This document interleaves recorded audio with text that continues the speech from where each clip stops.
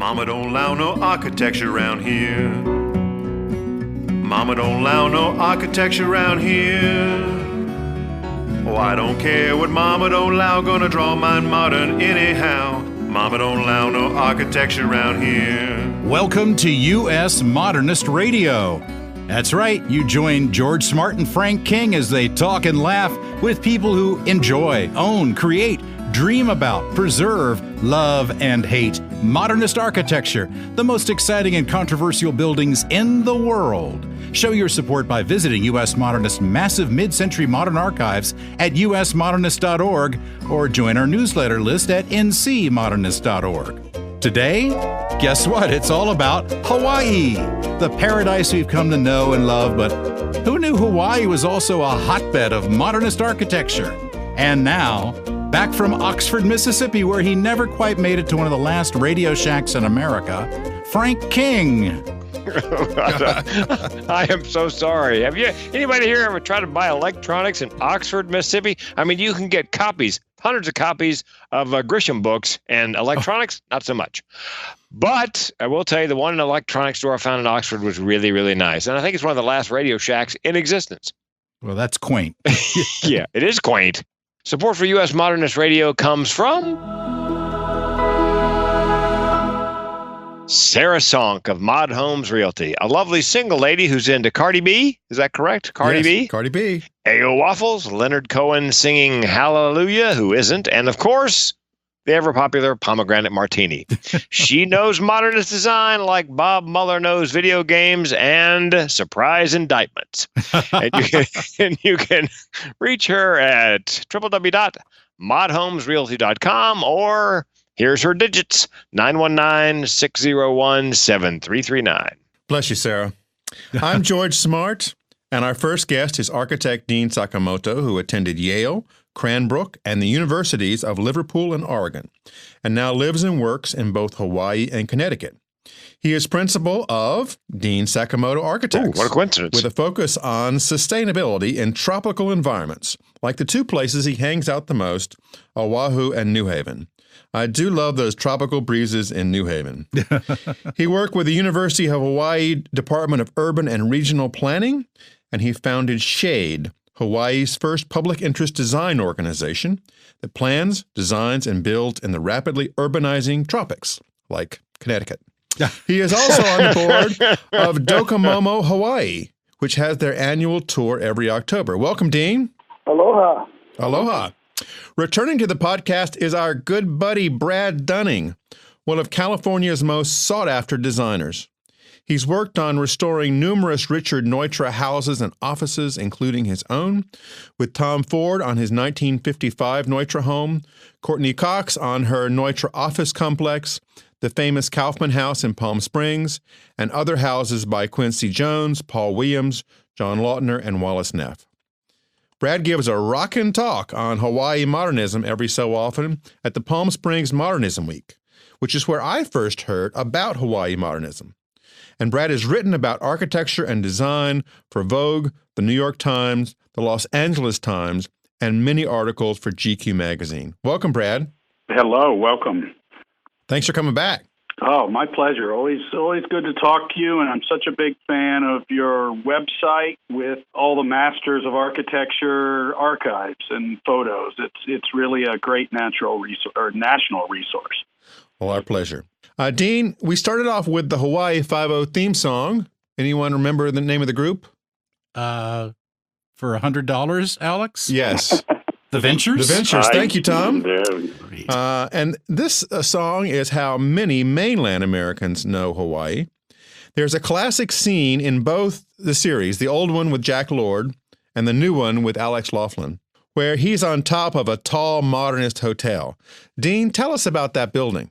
Okay, you must be talking about the Ilikai Hotel. Yes. Which is one of the first hotel and condominium apartments built in the islands. And I think it was finished about in the late 50s from statehood. And I know it well because it's straight out from my favorite surfing spot between Waikiki and Ala Moana Bowls, Ilikai Hotel. It's famous for its teal-colored balconies. And, I have a little story about that. I once met an older woman who told me she was a model maker and knew Vladimir Osipov and some of the other luminaries of mid-century modern architecture. Wait a second, Dean. Is this going to be like a letter to Penthouse? Ooh, I met an older woman. She was a model maker. Yeah. Oh, you mean of houses? Yeah. Okay, go ahead. Sorry. Okay, long story short, she was a model maker. She said, well, you know how the balconies got teal, how they became that teal color of the Elite? I said, no. Did the architect choose it? And she said, no, I did. I was a model maker. So there you go. Wow. A little bit of history for her. A little bit of history. So the Ilikai was a great modernist structure that became iconic through the TV series, and it was part of this expansion of modernist design that found its way to the islands. Was that before statehood, Dean, or after? Just before the war, actually. Just before the war, and it really took off after the war, like in many other places across the country. For example, young Vladimir Osipov, who I did research on and did a book and exhibit on, started his practice in 1936 and was able to do art moderne or designing kind of in the Art Deco mode, not quite international style. And then December 7th, 1941 happened. Then all bets were off for about 4 years. But that 4 years during the war, in which all private practice stopped, Hawaii was under martial law, gave these architects time to create or to cook up what they were going to do. And from oral history, we found that, that's exactly what they did. So when the war ended, Osipov and others like Alfred Price began to get commissions. Many of the projects were for schools, and then started to design with the fusion of international style and what became known as Hawaiian modern architecture. Brad, when did you start going to Hawaii? Because you're a huge fan of Hawaiian architecture, and of course you gave this awesome talk about it. When did you start going? Well, I had been as a kid with like every other, family that made the sojourn over there. But then for a little while, I went to Bali like 3 times, and I would stop in Hawaii on the way over and back. And that was probably around 2002 or 3, something like that. And that's when I really also had, I was very involved in preservation of mid-century architecture there. So I didn't really know about the treasures in Hawaii, especially Honolulu. That's where it's concentrated, as you mentioned. And boy, once you start nosing around there, it makes sense, too, because you think about when Honolulu really exploded was after the war, when the military presence stayed. So many soldiers had seen it and wanted to come back because they, felt an affinity, some sentimentality for it. And Honolulu took off the same time mid-century architecture was really taking off. And mid-century architecture always seems to really flourish best in temperate climates where you don't have to have a lot of insulation. You can do the indoor-outdoor thing, which it's so famous for. So I started going over there and just was amazed at how much was there, how much was still there, how good it was, and how pretty much unknown it was. And the locals just considered it, their average architecture because it's so dominant there. So there's still tons of it there, and it's becoming so developed so fast. Most of the mid-century there is low-rise, 2-story at best, and I think everybody has seen this explosion of tall towers that is just taking over the town. So, I tell people there's a lot there, but every time I go back, there's more and more gone. So I really recommend, in fact, I love the idea that you talked about taking a group over there. First of all, you don't have to twist many arms to get people to Hawaii. And then, that is true. Also with the mid-century thing, and as of January, a lot of airlines, there's a whole lot of new routes being added to Hawaii from the mainland in January. So prices are going to be cut in about a third. So I think you need to book that tour. Well, our research department is on it now. I've already sent out the red alert from my laptop.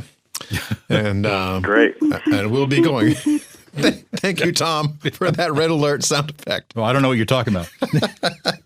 Dean, who were some of the architects besides Osipov and Price? Well, from the older generation, from the territorial era, there's an architect named Hart Wood whose practice carried over after the war. He lived into the 50s, and it was Hart Wood who did a fantastic administration building for the Board of Water Supply, which is the water company in Honolulu, and a beautiful brise soleil. Others included Pete Wimberly, who became the namesake of the WATG, which started in Waikiki Beach as Wimberly Allison, and eventually Wimberly Allison Tong and Gu into the 80s, and now WATG is an international resort design firm. Others included Alfred Price, who I mentioned earlier, who was from Austria.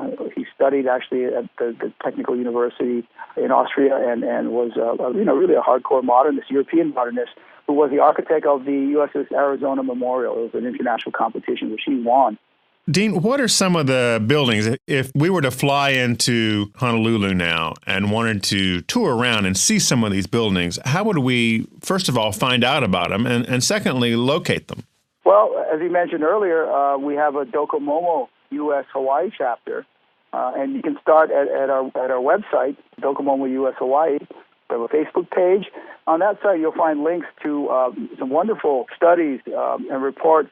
There's one report that comes to mind is the Modernist Context, State of Hawaii's Modern Architecture Context Study by Fung Associates, which is a local firm, and our current Docomomo president, Tonya Moy, was one of the authors, and also our very own Don Hibbard, who is our esteemed historian on our Docomomo board. And it's a wonderful study. It's online. It's open source. It's called The Modernist Study, State of Hawaii. That can be found on our website, or if you just Google that before you come. And when you do come to Hawaii, probably the most iconic and most high-profile mid-century building I can think of right now is the IBM building, which was designed by Ossipoff, built in 1962, and it was recently renovated sympathetically by the Howard Hughes Corporation, who was developing everything else around it, but wisely decided to keep this six-story building as a sales center. So because the IBM building is known for its curving sunscreen, precast concrete, they kind of look like curving pasta, creating this brise soleil that, according to Ossipoff, reflected the fusion of the IBM punch cards of the day in the early 60s and native and Polynesian pattern making. But it does help to break the sun. It is very distinctive. So the IBM building in Honolulu along Ala Moana Boulevard. Is that a building that you can go inside?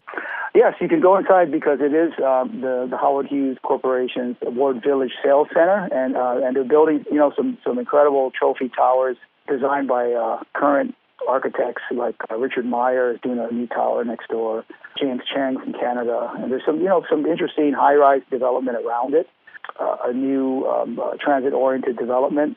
The city of Honolulu is building an $8 billion mass transit system. So this once pretty sleepy site, area called Kaka'ako, is now is piping up with new residential development and more 24/7 living. And so you have some modern architecture kind of sprinkled in between, and a lot of these modern commercial buildings are in plain sight. But in a place like Hawaii, it's easy to overlook them. Number one, because they're smaller; they're not super high rises. But in the islands, we don't have winters where the leaves fall off the trees and then the trees continue to grow over the building. So that's why we don't see That's them. right. Yeah. And No a big falls. one, you asked the question of what modern mid-century buildings you see arriving in Hawaii, coming through the Daniel K. Inouye International Airport, walking through after you get your luggage. If you go back upstairs, you would be in the Ossipoff designed ticketing area. And certainly when you leave, you would see it. You might be more awake when you leave than when you arrive. Exactly, right. And it's been renovated, but there's no doors. It's an airport with not one door. It's open. It's protected from the trade winds.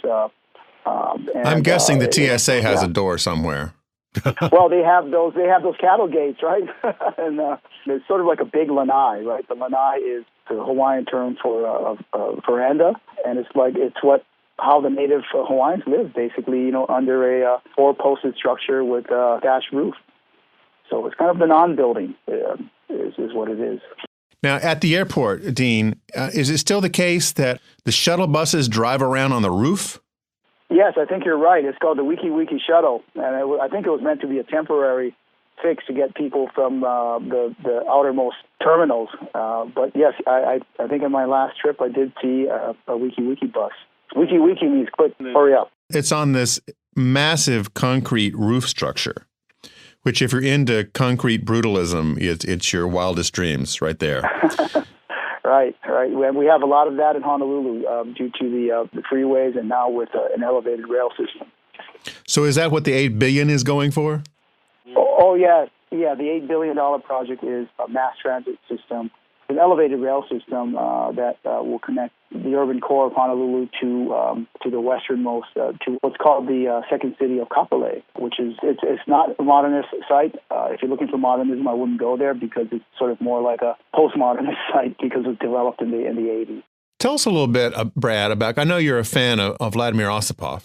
I am, and I recommend Dean's book. He wrote the monograph on Osipov, which for a while was out of print, and even if you're lucky enough to find a hardcover copy these days, you're going to pay upwards of $300 for it. But it's in paperback now.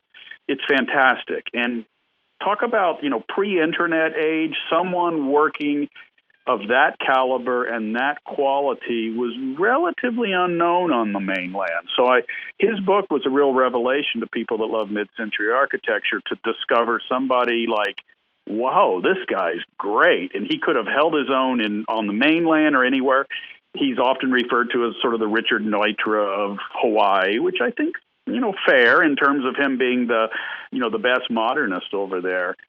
Dean mentioned a funny thing that I like very much. There's a building of his built right before the war. I think it was 1938 when Osipov was just starting out. It's a Art Deco little veterinarian. And miraculously, it's right in one of the densest, busiest parts of town, and it's still there, and it's almost all original. And I doubt seriously, but hope to God it's protected. But it's so interesting to see his early work because he went on to do much more sophisticated mid-century designs. But you can see this little animal hospital. But I also encourage people to see it to the side of it it's on the corner of Kapiolani and Sheridan, I believe. On the side, there's a quite large, incredible little folly. It's a water fountain just for pets.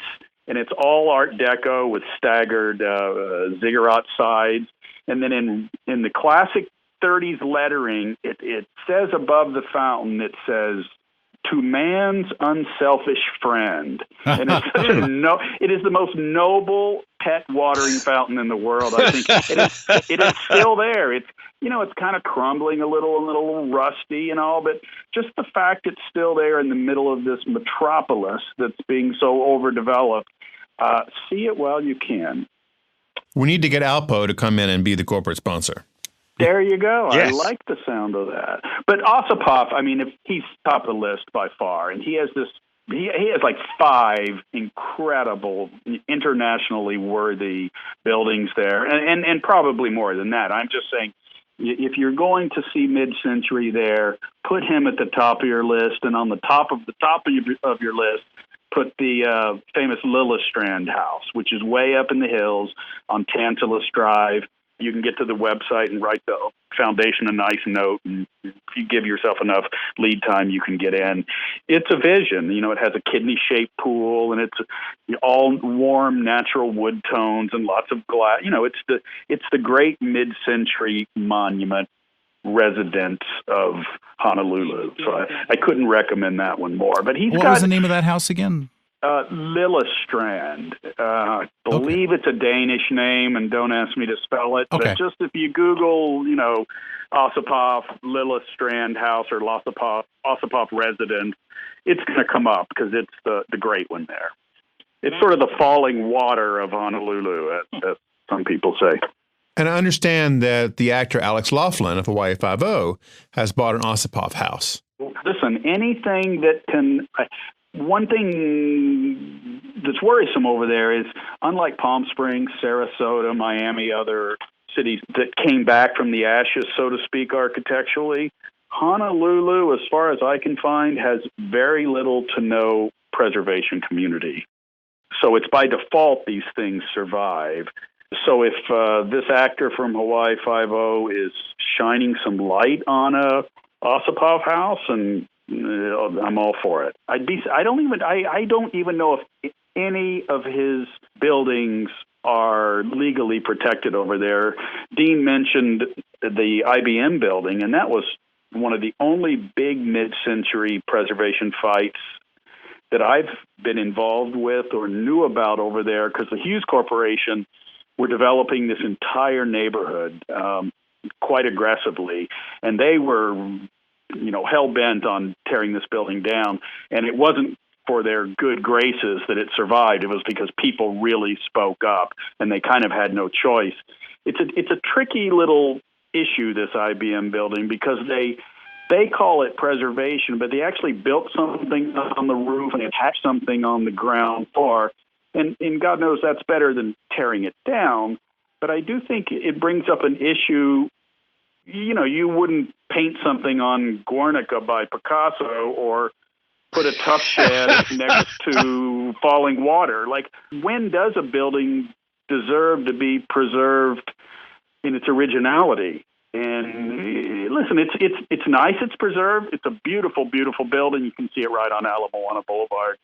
But I think in the future, it's an interesting discussion when someone says they're preserving a building, but does a little work to it as well. So it brings up what's the definition of preservation, I think. So it's great it's there, but I didn't hear much outcry that it got a few barnacles put on it. Dean, tell us about the State Capitol building designed by John Carl Warnke and Belt Lemon and Lowe. It's one of the most beautiful legislative buildings in the world. Yes, and it is the only non-traditional or modern-style state capitol in the country, and therefore probably the only one without a dome. And it's designed as a metaphor for the volcano. Does that refer to some of the politics that go on inside? The firing? Well, it's Hawaii, so Yeah. it's pretty mellow, I think, for the most part. But yeah, you could say that you could have tents and eruptions in the chambers, but it sits in a reflecting pool which symbolizes the ocean, and it's a modern classical building that's sort of from that era of modern classicism. So it's a symmetrical design. It's got monumental columns which flare up like palm trees. But the legislative chambers are in these basalt-lined half cylinders that represent the volcanic cylinders, the volcanic mountains that emerge out of the ocean. And the House of Representatives has this sort of flaming orange lava carpet, kind of shag carpet. And in the Senate side, it is a calming blue with large tapestry artwork. And up above, when you go up to the courtyard level, there's an incredible public space, and it is a building that cannot be secured because Warnke designed it to be a space for democracy, a place for gathering. Therefore, there are very few concealed hallways. For example, when you're in the atrium, you can look up and you can see the doors to just about every legislator's office, and also the governor, lieutenant governor's offices up above. And the theory is that democracy should be transparent. You would see who would be talking to who. So it's quite a symbol. Both a volcano and a symbol of democracy. Wow. Transparency and democracy. Hope that spreads to the mainland. Dean, quick question. What's happening now in Hawaii to preserve those buildings, those fabulous buildings built in the 60s? Is there a preservation movement? Well, I think it's safe to say that thanks to programs like yours and groups like Docomomo, there is an appreciation of modern architecture in the islands. And for example, the realtors are always clamoring to call the home looks like it was designed by Ossipoff. They would try to find out if it was, and they could, increase the sales price. And so I think it is. It is on the upswing. And, there's another side to modernism, as you know, the urban renewal and sort of the devastation of the traditional urban fabric. I think a lot of that, and also buildings that were kind of seemingly out of context, can be one of the downsides to that era of architecture. But I think in general, what's special about Hawaii modern architecture is, very strong and somewhat subtle way to the buildings connect to the environment. For example, letting the trade winds in but keeping the rain out. Deep overhangs versus clipped eaves. The IBM building, really, if you took off the brise soleil from around the IBM building, it'll be a glass box, which would be okay in Portland, Oregon, but not so good in Hawaii, right? So strategies like that, modernism that responds to the climate and then also reflects the culture. So in the case of Ossipoff, some of the most successful buildings were the ones that really don't look like buildings, like the Outrigger Canoe Club, which is a non-building. It's really a bunch of trellises and covered walkways. So there's really no elevation to speak of, but it's an experience through a landscape. So what are some of the biggest planning challenges facing Honolulu today? I mean, if they're going to spend $8 billion on a public transit system, I'm guessing that car traffic is pretty bad. Oh, it's terrible because most of the population's all jammed into just a few sort of flatter areas. So it's not only bad. I've driven in some pretty poorly planned cities, but Honolulu is, to me, the most difficult city to drive in. It's not a grid, that's for sure. There's to me, bad street signage, so you kind of don't know where you're at a lot. Luckily, GPS has helped a lot, but it's a confusing town to drive in, and I do not recommend it if you can avoid it. But it's a tough one. It's up there, with the most challenging driving cities in America I've ever been to. And the island has this unusual system of interstates on an island. What's that all about? No, I don't know about that. It seems to come and go. There's the big one through town, and then it kind of disappears, and then it picks up.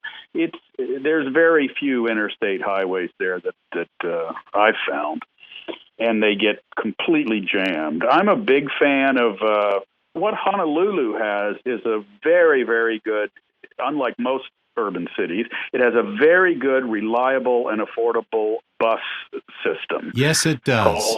Yes, it does. And yeah, it's great, and it's inexpensive. Everybody takes it. It's not like just a last ditch thing like in most cities. So, I recommend the bus. It's really kind of great. Dean, I've been to Lahui, which is my favorite name for an airport, and it's very much, I do believe in the modernist tradition. So I surmise that modernism is spread outside of Oahu, in Lanai or Maui or on the Big Island. I assume it's not just limited to Oahu. Oh, yes, for sure. I was just in the Hui island of Kauai also last week. And in fact, we had our Docomomo tour day was focused on downtown Lahui, where there's some great examples of mid-century commercial buildings. The banks, for example, there's several banks and a civic center, branch library, that all were built in the early 60s. And, when it comes to architecture, like, any other design endeavor, it depends on who's holding the pencil, right? And so, modernism was in the air soon after the war, and especially after statehood. It was really a time of optimism in the island. Imagine this, right? In summer of 1959, I think it was August, Hawaii becomes a state officially in August 1959. And then in that same month, the first Boeing 707 jet full of tourists arrives. So, before that, there were propeller planes. So, it was a real coincidence of optimism and progress that mid-century in the islands. So that's when the islands came of age at that point. Dean, there's one particular building I want to ask about. Frank Lloyd Wright designed a house for Marilyn Monroe in Maui, which I think became the King Kamehameha Club. Is that right? I believe so, yes. I've been there once, and, that's interesting, right? It's taking a building designed for another client at another place and putting it down somewhere else. It's interesting. It's a challenge. I'll leave it at that with that project. But, what comes to mind is when you mentioned Frank Lloyd Wright, one of his disciples who was actually a child of the islands, Stephen Oyakawa, who actually studied under Wright at mid-century and became an apprentice and a regular working at Taliesin, and then came back to the islands in the 60s and did some of the most interesting Wrightian-influenced architecture, like, for example, a branch library in Liliha, a very urban site, very Wrightian, it's got curved walls, screens, concrete screens, and then he did these circular dormitories at the University of Hawaii and several other things. So, we've had some Wright disciples make their way to the islands. Now, Dean, you were talking about this great optimism which occurred after statehood in 1959 and through the tremendous economic growth. But I just learned something I don't think the 5 million yearly tourists that come to Hawaii know, is that Hawaii, while technically a state, is actually a military occupation by the U.S. of the sovereign kingdom of Hawaii. Congress even said in 1993, "We acknowledge that the overthrow of the Kingdom of Hawaii occurred with the active participation of agents and citizens of the United States, and further acknowledges that the native Hawaiian people never directly relinquished to the United States their claims to their inherent sovereignty as a people over their national lands." It's like, wow, is that true?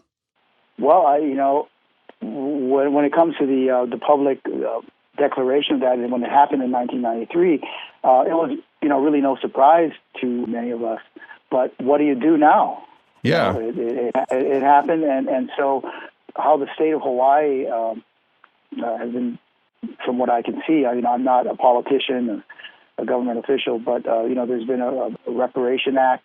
The state has an organization called the Office of Hawaiian Affairs that is administering funding and land for the Hawaiian people.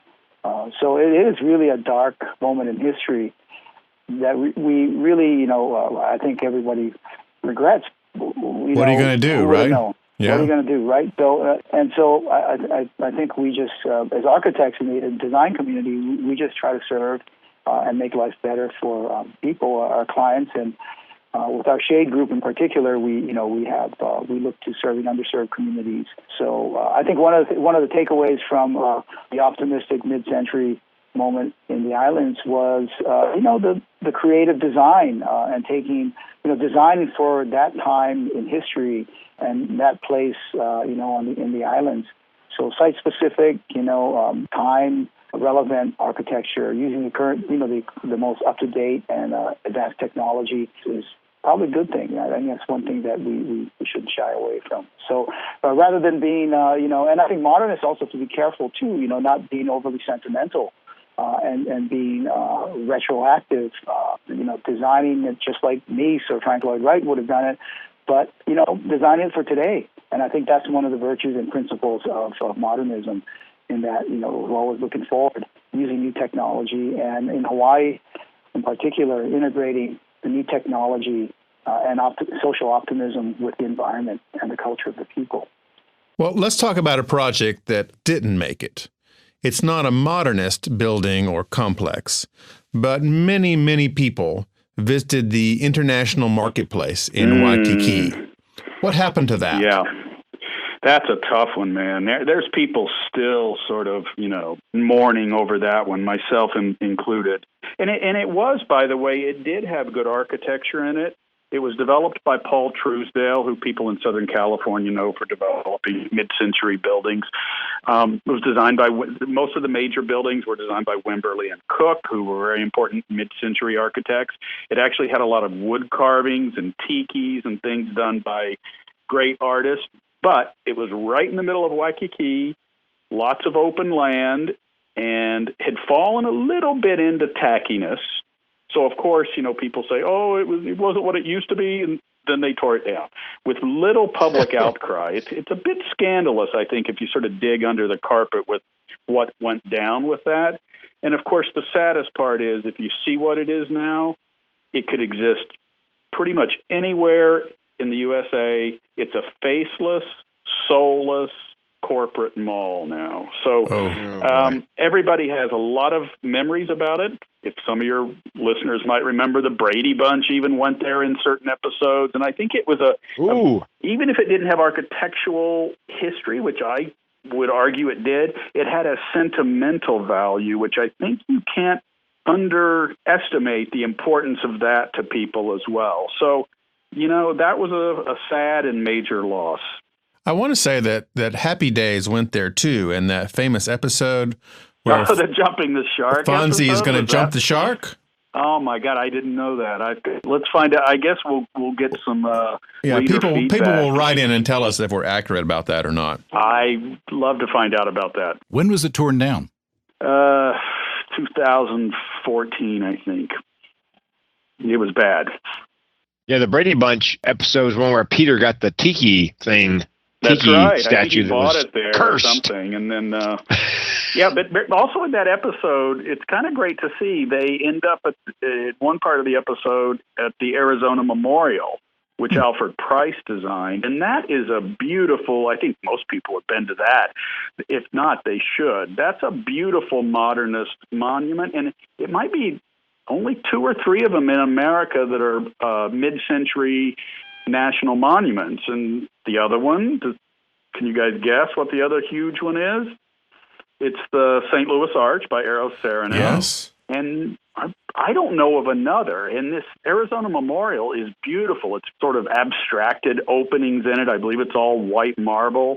It's really quite incredible. This Alfred Price is worth looking into if you're a serious mid-century fan over there. He did one building quite in danger, not necessarily because of demolition, but because of natural decrepitude, because of the rain and mold and mildew. He did a Methodist church there that's just incredible because it, besides being beautiful, all open timber ceilings and beautiful lava rock walls, it has no walls. There's doors to keep people from coming in and out on a lower level, but above it, it's just open, like birds will fly through and vines will start growing inside. It's really something to see, that you can have architecture there without having to worry about air conditioning and without having to worry about walls. So it's basically a pavilion, but from the outside it looks like a somewhat traditional church. But when you go inside, you can just be sitting there in your pew and look up, and there's a ceiling and no walls. It's very remarkable. There is one more, Brad. It was the Cyclorama, the Gettysburg Memorial by Neutra. Yeah, it's gone now. But that's gone. Yeah. Hey, Brad, are you going to be out in Palm Springs for Modernism Week next year? You bet. Well, we will see you out there. We'll have you over for dinner. I'd love that. Yeah. Brad, thank you very much for joining us today. To come over to Hawaii. I'll show them around. Okay. Well, don't think we won't take you up on that. Brad, thank you very much for joining us again. We love having you on the show. Anytime. Thank you. Yeah, well, you have to come over and see us. You guys are, really doing a great thing. I really appreciate being on your show. Come join us at our next Docomomo Hawaii event. Well, we're thinking about it. We travel, take groups all over the world, and it wouldn't be too hard to organize a trip out there. Please do. And I look forward to meeting you all in person. And a big aloha to all of your listeners. And thank you again. Thank you so much. All right. Thanks, Dean. Thanks for listening. US Modernist Radio is underwritten by Sarah Sonk, your real estate angel sent down to all of us mere mortals shopping for heavenly modernist houses. You can reach her at 919-601-7339. Okay, take us out, Tom. Visit USModernist.org for more information about today's show. US Modernist Radio is produced by Soundtracks Recording Studios in Raleigh, North Carolina. Our theme song was performed by George Smart and Robinson Earl. You'll hear it next time. Cindy the Mole Stratton researches guests in her pajamas from a secret underground bunker. US Modernist Radio is a production of North Carolina Modernist Houses, a nonprofit educational archive for the documentation, preservation, and promotion of modernist residential design. I'm Tom Guild. Despite our many phone calls and emails to Netflix to make US Modernist Radio into a TV series, George and Frank and I will likely be back in 2 weeks with another audio edition of US Modernist Radio. Aloha, y'all. Mahalo.